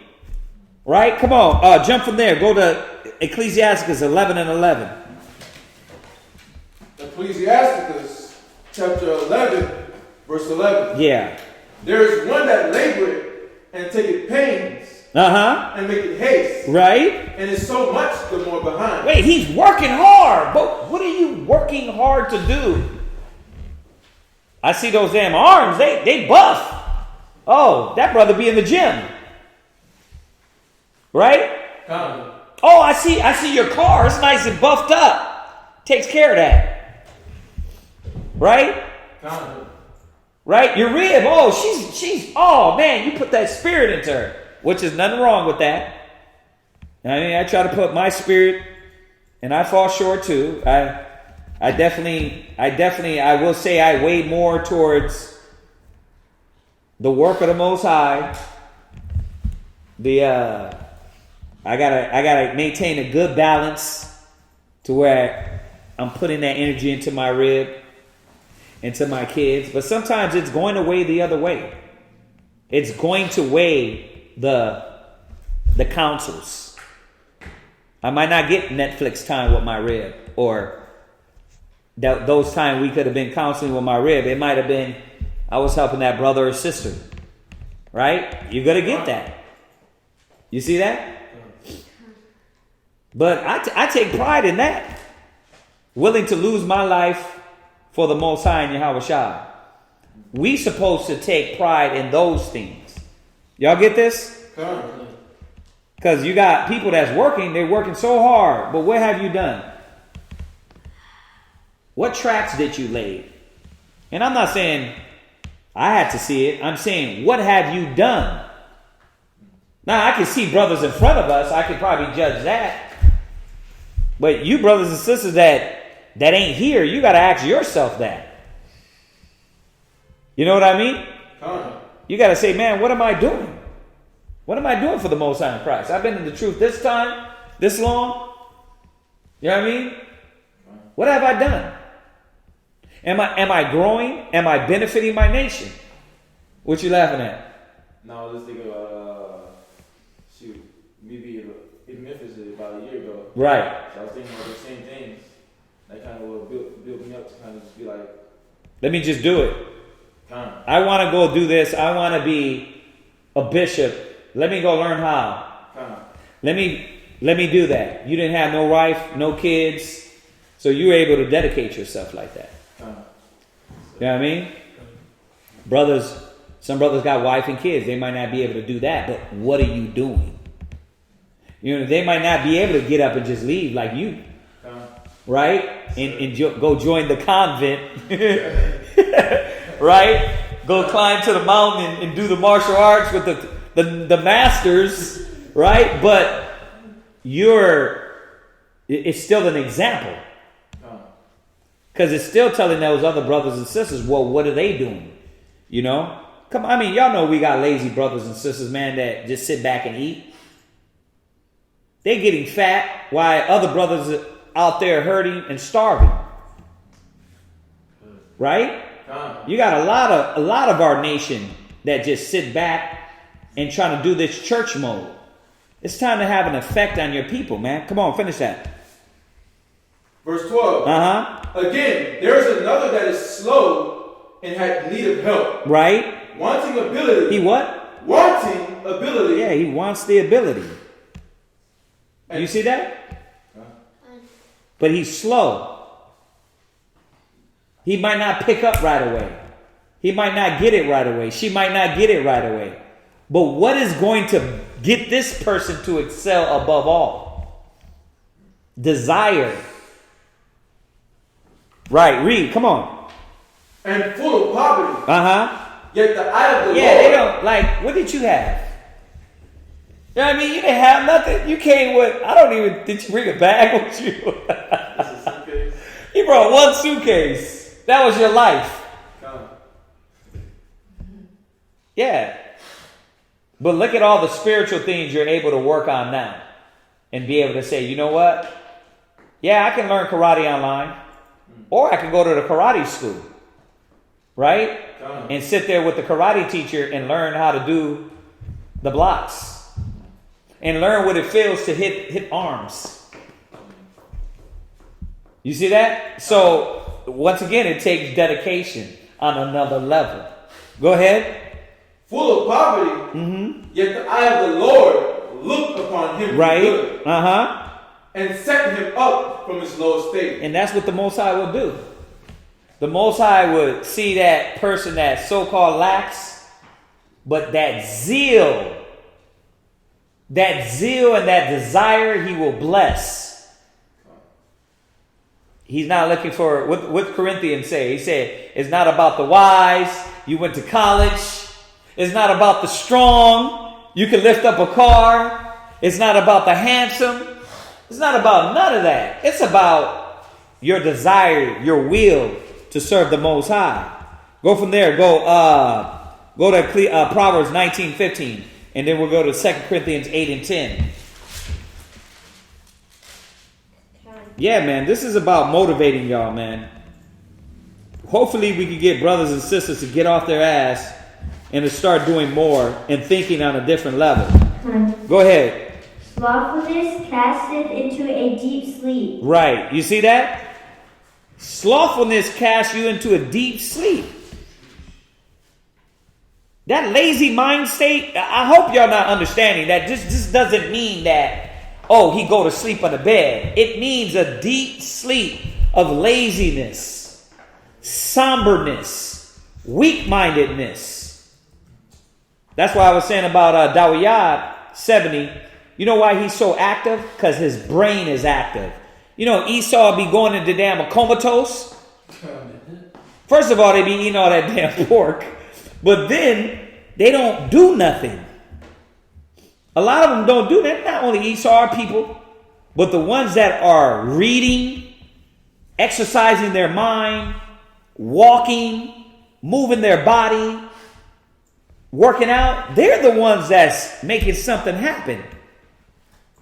You brothers, you don't use it, you lose it.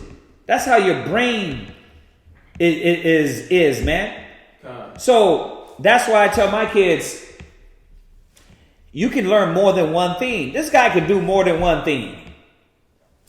He can do 3 things at one time. He can. He can do martial arts. He can do the guitar. He can do anything else he want to do. Because his brain is built that way. It's built that way. And we can too. We can too. That's why you already do it. You deal with your rib. You deal with your kids. You go to work. Right? You're sitting here in class. Huh? Yawning and all, right? Why? Because you can do it. So brothers and sisters think, well, I can't do it.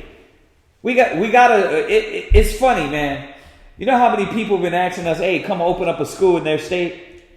You know the funny thing is, right when we get in their state, they'd be the first ones to be like, well, I can't make it.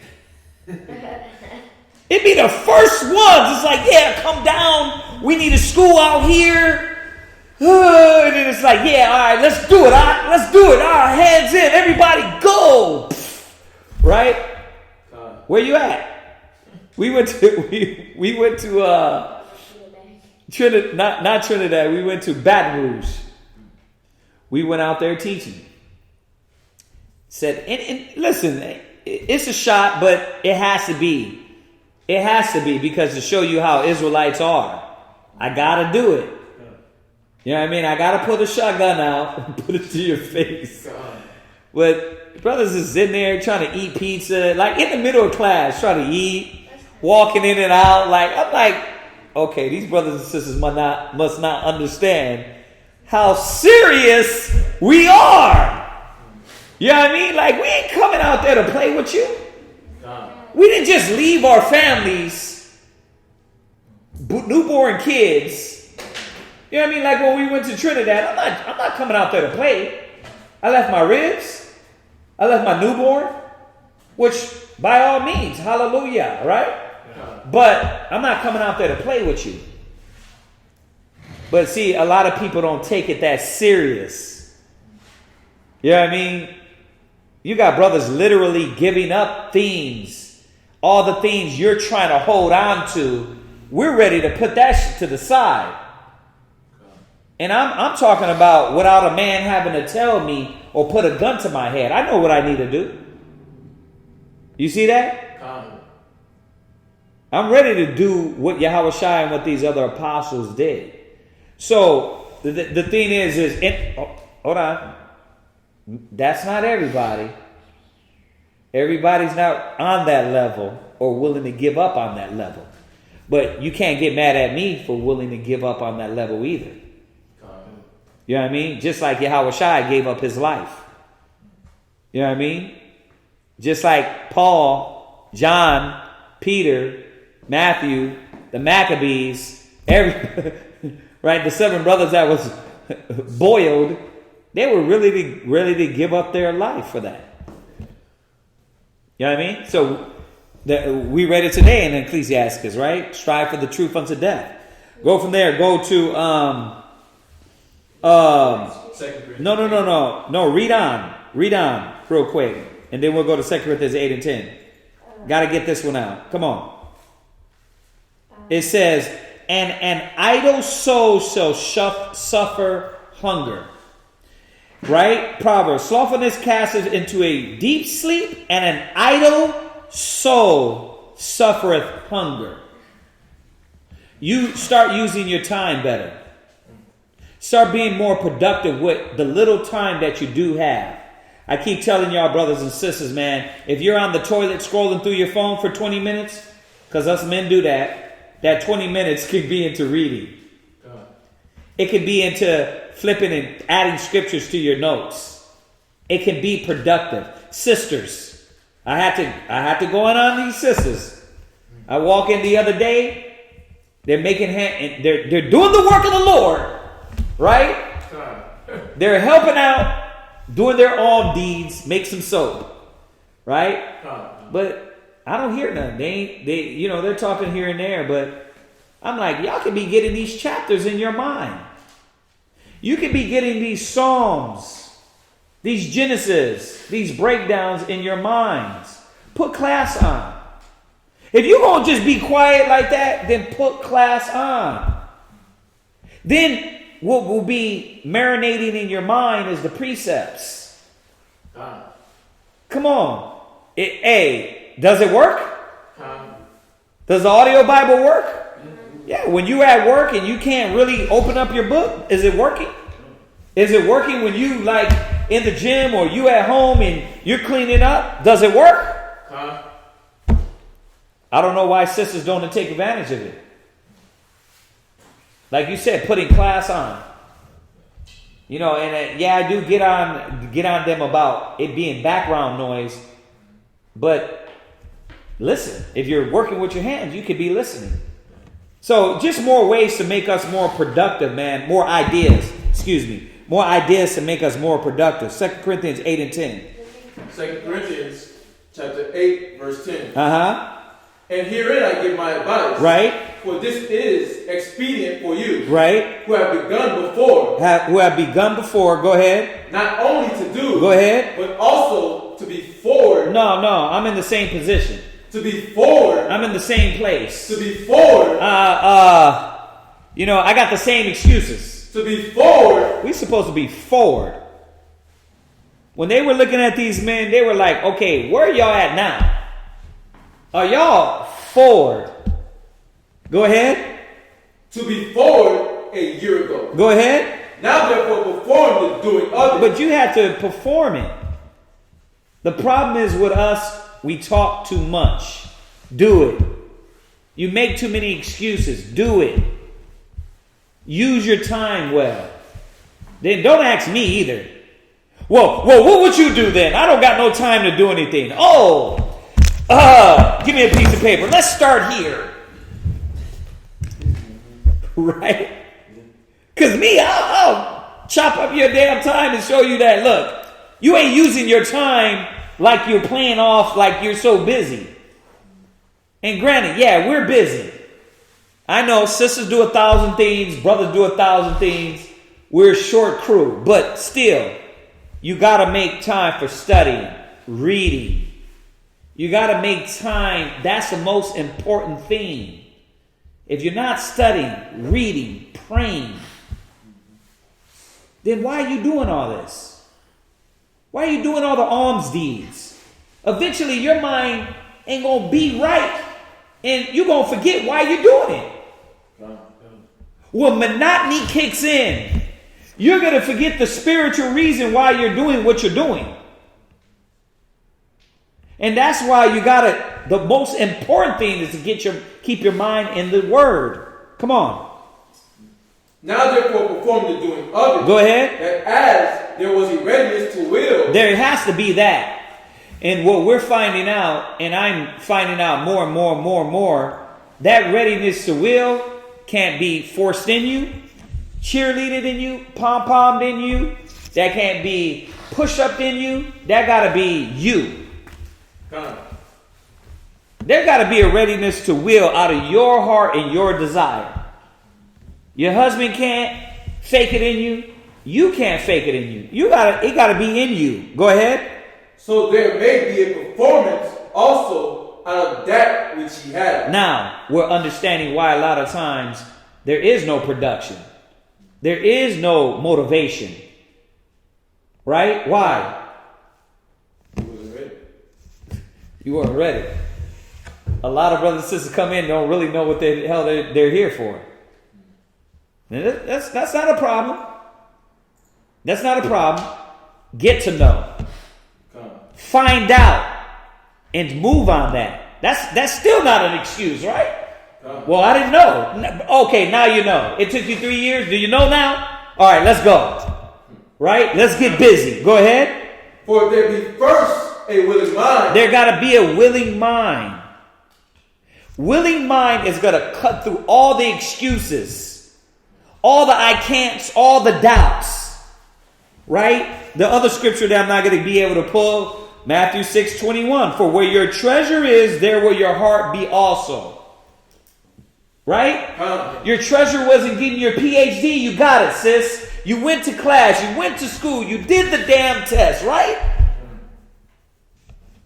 You did it. And you can be proud of yourself to say, yeah, I got this. I know how to do this. Let me bring this to the body. This part of what I gained in the world to the truth. Right? But the most of all, what you brought is that 10 times more. You did it for the world. Now you got to bring that 10 times more motivation, dedication, desire, zeal to the Most High in Christ. So this class ain't about making you stop the excuses. It's about you asking yourself, okay, am I going to continue doing what I'm doing for the Most High if I keep coming up with excuses why not to? Right? That's how I'm going to start all my classes. Because the classes ain't meant to pressure you to believe. It's you got to believe because you want it. Right? Go ahead, read. For if there be first a willing mind, yeah, it is accepted according to that a man hath. And the Most High will build on that. He will build that and strengthen that zeal within you. That desire within you. Go ahead. And not according to that he had not. And because the Most High knows what you have. He's given every man and every woman the essential tools. What you brought in. I say it all the time. If you just came in, right? You're learning, right? You got arms and legs. You got a watch. Your thing might just be, I got to make it on time. Then the next man might be something different. And then it grows. It moves forward. Go ahead. And not according to that he had not. And not because the Most High know what you don't got. And what you don't got might be built in you if you push yourself in other areas.